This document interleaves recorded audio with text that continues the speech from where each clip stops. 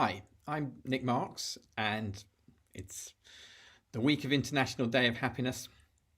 And I want to talk to you about how feelings are data and why businesses should take people's happiness seriously, and indeed why you should take your happiness at work seriously. Now, you may know me from my TED talk. I did it 10 years ago now, but I've got 25 years experience in measuring quality of life, well-being and happiness. And I try and create measures that are useful. That seems to be the important thing, is like, can we create measures that make your life better, the life of businesses and nations even better. And I got inspired to think about happiness at work really after reading a paper by Daniel Kahneman, the great Daniel Kahneman. And this was back in 2004, and he created a new methodology, day reconstruction methodology. And what he was asking people was actually a traditional thing, which is like, can you carve up yesterday in a sort of diary methodology? Tell me what you did. And his first sample was of working women. And as you can see from this chart, that work was the biggest thing they did, 6.9 hours a day. But he then asked them, how much did they enjoy activities yesterday? And yes, work is at the top of the amount of time, but if you look down the bottom, the least amount of time was spent on exercise and what he delicately called intimate relationships. But when you ask how much they enjoyed yesterday, it almost completely turns upside down. So intimate relationships, perhaps not surprisingly, comes top, then other things like socializing, even exercise is up there too. But right at the bottom now is work, with only the commute to and from work coming worse. And what that means really is that that's an opportunity, isn't it? If we're going to think about happiness on World Happiness Day, then let's look at where we're least happy and how can we improve that? And that is work. And that's the work that I do now. And Kahneman in that work showed me that feelings are data, because that data really comes alive when we start thinking about how much people enjoyed their activities rather than just what they did. And the fact that feelings are data is they're actually very valuable data, and particularly in a work context. And I'm going to show you that. But firstly, let's just think about what feelings are. And one of the things is that feelings are highly functional, that they're part of us as an organism, and they've helped us survive and thrive over the millennia. And this is the theory of, or the work of Antonio Damasio, who's a neuroscientist, and he says that feelings help us the organism, help us monitor our environment. They motivate us to act in certain ways, and they help us adjust our behaviors when we're there. And it's sort of like a sort of stimulus response mechanism, but with consciousness thrown in and emotions thrown in. And it, in a way, enables us to think about that first bit about monitor as like feelings are almost a good bad signal, that they help us gauge how our environments are. So in any situation, we can kind of know whether it's bad for us or good for us. And that's a very instinctive thing. We're often entirely indifferent as well. But if we're noticing a signal, we're grading it immediately. It might be someone you meet for the first time. Are they a friend or a foe? Clear reasons for that. So it's anything it's really going on about. And if you notice, I've immediately made a grade here. Well, when as a statistician, I can start thinking, well, I can ask you to put a number to this. So if I ask you a question about your work, I can ask you whether you're very unhappy through to very happy. Now, Kahneman talked about yesterday, and what I found with work is that the best episode to think about is a week. People tend to work in week sprints. And so I ask, how have you felt at work this week? And what's great about this is it allows people the possibility to have good and bad weeks. You don't have to think, am I happy at work all of the time, which is a big question and a big ask. It's saying, were you happy this week? And that's much easier to answer than a question about overall happiness at work. And it gives you better data, and it actually gives you much more interesting data too. So here's a graph of 2019, a typical year. At least I think it's a typical year. I started measuring happiness at work weekly late 2018, so it's my first year that I've got a whole year's data with the clients that we're working with. And you can see, there's some peaks and troughs, typically around holidays, but it's basically that sort of level. But you put on 2020, which I think we can all assume was not a typical year, and you get a very different graph. And you get that place in March last year, just before World Happiness Day, International Day of Happiness last year, where everybody crashed. Everybody felt under pressure at work. People were suddenly scrambling to move home. We were worried. I mean, in London, I was catching the tube, and suddenly everyone was very, very nervous about being near other people. It was an anxious making time. And then a recovery over time, somewhat, towards where we were before. But even if you look at towards the end of the year and run up to Christmas, people much lower than they had been the Christmas before. And that gap between 2019 and 2020 of 4 points maybe doesn't look very much, but in terms of productivity loss or innovation lost or costs and extra sickness absence and things like that, that's at least £1,000, $1,500 US per employee lost. In higher paid organisations, more, and that's a conservative estimate about it. So there's actually a lot of loss of productivity going on because people are less happy. Lots and lots of reasons about that, but surely one of the things is that we're missing working with other people, even if working from home has some good points. Now, not only did Damasio say that it helps us monitor our environments, but he said that emotions and feelings help motivate us to act. They're very related. Emotion, emove, move out. It's very much about what we do as human beings. And of course, psychologists have thought in terms of positive and negative emotions for a long time, and primary emotions. So Paul Ekman had a theory, which is definitely hypothesis state, not a theory, but that with these primary emotions: anger, fear, sadness, happiness. And effectively, the negative emotions are about helping us avoid threats, and positive emotions, including happiness, are about approaching that we can explore that, and we can think about those positive emotions a bit more in depth. So, in fact, if I just go back to this graph, anger and fear is about the fight and flight mechanism. Sadness is about a loss of a support system and how we recover from it. But the happiness is like, what's it for? What's its purpose? Typically it was thought, carry on. Obviously, Barbara Fredrickson started talking about how it helped broaden our repertoire of responses, positive emotions, and helps us build resources. But actually, positive emotions are not all one thing. There's a whole array of them. So, we can think of ones such as joy, and other ones about sort of, contentment. And in fact, if I ask people, what does happiness mean to you? Some people will say joy and some will say contentment. They're very, very different. Joy is very high energy, contentment's very reflective. And we've got all sorts of other emotions in there, positive ones such as curiosity, interest, gratitude, amusement. And what I would suggest is that there's a whole array of sort of behaviours that those motivate. So starting at the top, joy, or about sort of reaching for higher goals. When we're awe-inspired, we're sort of thinking in terms of, how inspiring that was for us, and maybe we could set our goals higher. Whereas curiosity and interest are about exploring the world or focusing. Interest is about focusing. We almost lose track of time when we get really focused. Amusement is a positive emotion. A laughter. Maybe joy's in there too sometimes, but when we're with other people and we're laughing, and it's very good for bonding and connecting. We're not necessarily that intellectually most brilliant when we're bonding and connecting with people. We might be making compromises so that we can join the group or things like that. But it's really, really important for building relationships. And when we think about work, we really want all of these emotions in there. We want to be inspired. We want to be exploring. We want to be focusing. We want to be connecting and bonding with other people. That's how we collaborate. And we want to be reflecting and learning as we go along.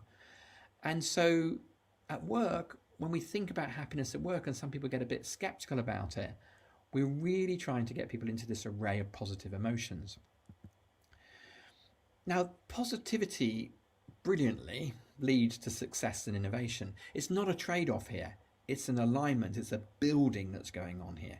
And I want to show you some evidence about that. So one's going to be about staff retention, next about productivity, then a little story about creativity, and finally, how it even affects share price. So retention, this is data from our own clients where we look at how happy people are in Q1 and then whether they leave or not in Q2. Very rapid effect. that the unhappy are twice as likely to leave as the happy next quarter. If someone gets upset at work, they start thinking about leaving very quickly. If they continue to be annoyed, frustrated, they're going to leave very quickly. So it's in everyone's self-interest to think about how employees' emotional experience. The next one is about productivity. This is data from Jim Harter, who's the chief scientist at Gallup. Huge study where he looked at the financial success of teams, it's team-based data, and the positive attitudes towards work, the happiness effectively of the teams. And what he looked at was at time one and then again 6 to 12 months later. And what they found was that success did lead to happiness. That's the orthodox model of work. In fact, a lot of universities is that, if we are successful, we will be happy. Work hard now, be happy in the future. In some ways, it postpones happiness to the future. But they also looked at the other one, and that existed too. And not only that, it was twice as strong. So being happy and positive was building success in the future. It's not the only way to do it, but it helps and supports that process. And in a way, what you've got here is a virtuous cycle and a business model in a way, which is like create a good team, be successful and carry on being happy and moving up.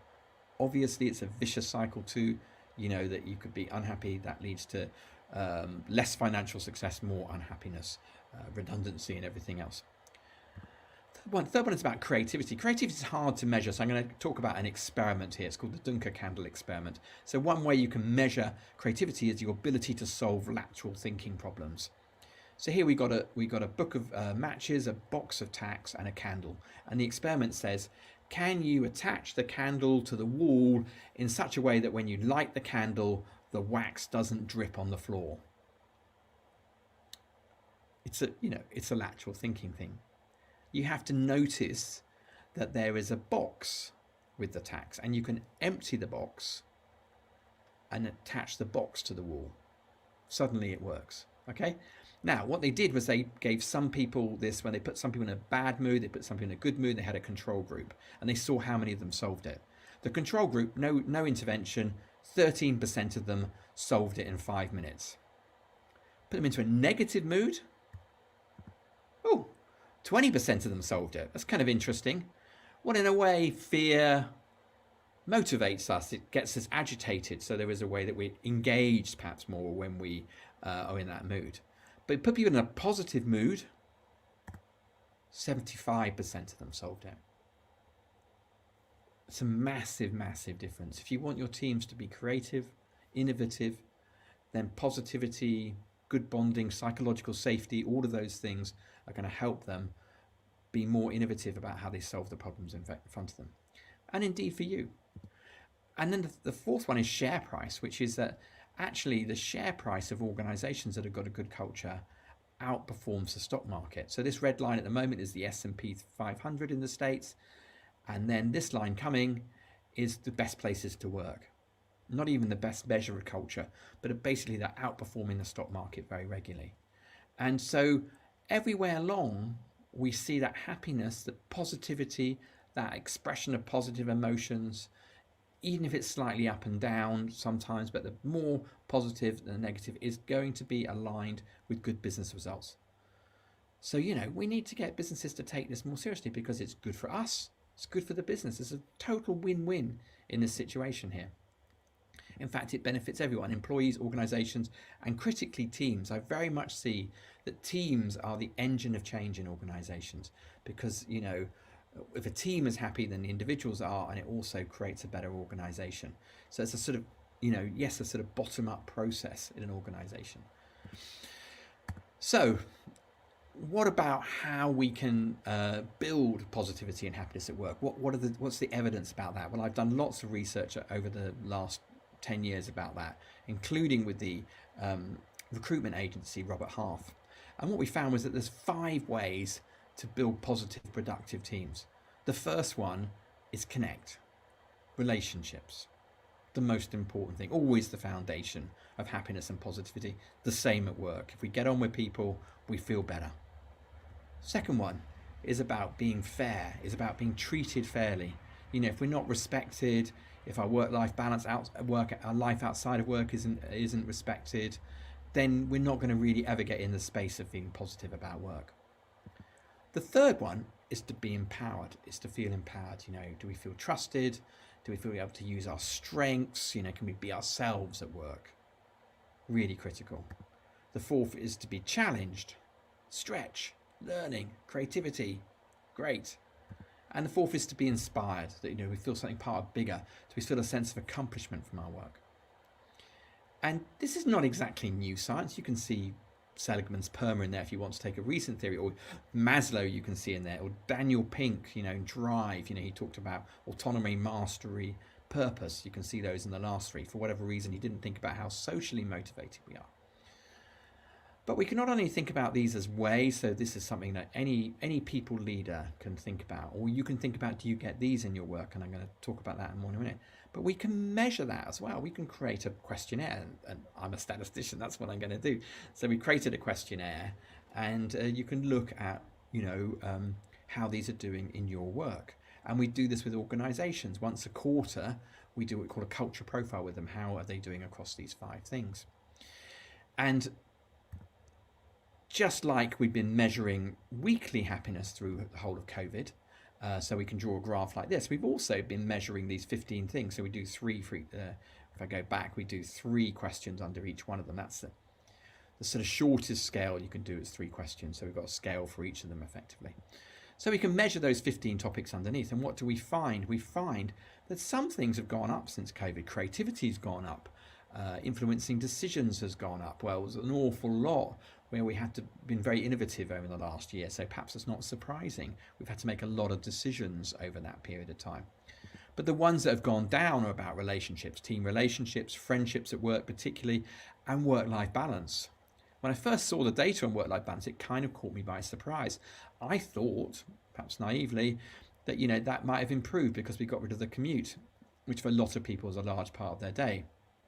However, I think the reading of it is that work and life have got very blended, and we've got less boundaries between them. And in fact, there's also data that a lot of people are working longer hours because they sort of never get off. They never stop working because there's no reason to leave and get home, so they carry on.